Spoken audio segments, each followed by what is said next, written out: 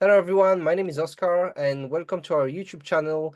Today in our video of STC and QTC Explains, we're going to be talking about the importance of preventing cross-contamination.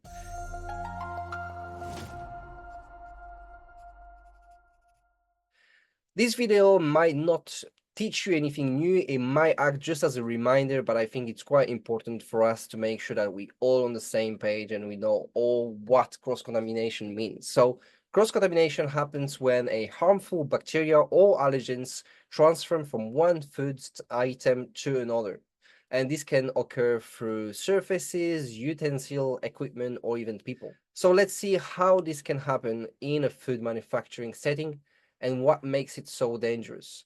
And there are several ways of cross-contamination can occur. So let's look at some common sources. First of all, we're going to be talking about unwashed hands. So the simplest and most common cause is unwashed hands. Even a small lapse can lead to big problems. Then we've got shared equipment.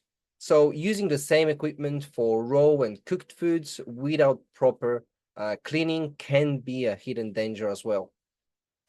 Then another one would be contaminated surfaces. So here, mainly we're talking about your cleaning and disinfection program. So work surfaces that aren't clean or sanitized properly between uses can harbor harmful pathogen as well. So also think about what are you using for cleaning? Are you using just normal equipment? Are you using a dishwasher, a rack wash? Have you validated your cleaning and disinfection program to remove those harmful pathogens? That is key. Then we also have improper storage.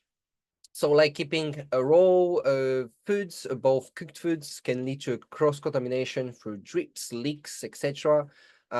Even airborne particles from one section of a facility can spread contaminants. So think about your high-risk areas where our air must be controlled or filtered. I do talk about the different production risk zones in another video, so don't hesitate to check it out. And now that we know the risk, let's look at how we can prevent cross-contamination with best practices. So, first and foremost, hand hygiene is critical. Wash your hands with soap and water for at least 20 seconds, especially after handling raw foods. Use hand sanitizer and dry them well. Wet hands are 5,000 times more likely to pick up microorganisms than dry.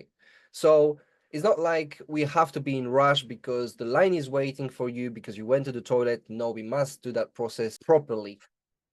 Then we've got equipment cleaning. So all equipment and utensil must be cleaned and sanitized between uses. So use designated tools for specific tasks to avoid mixing raw and cooked food tools as well.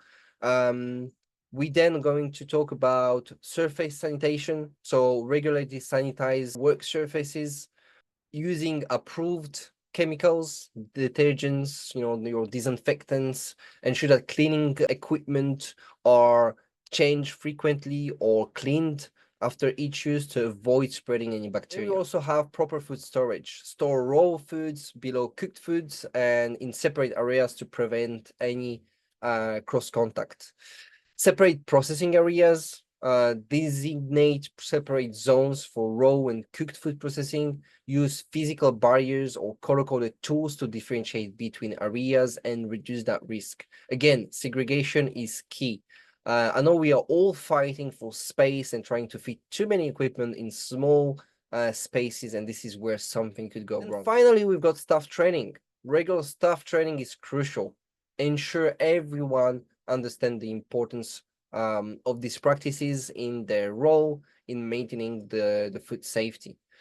We do have various training courses available at STC Academy that talks about cross-contamination, like our HACCP courses, cleaning technology courses, or for instance, our BRCGS lead auditor course. So conclusion, by adopting these best practices, we can really reduce the risk of cross-contamination and think about people down the line, people that will consume the products as they are the people in danger.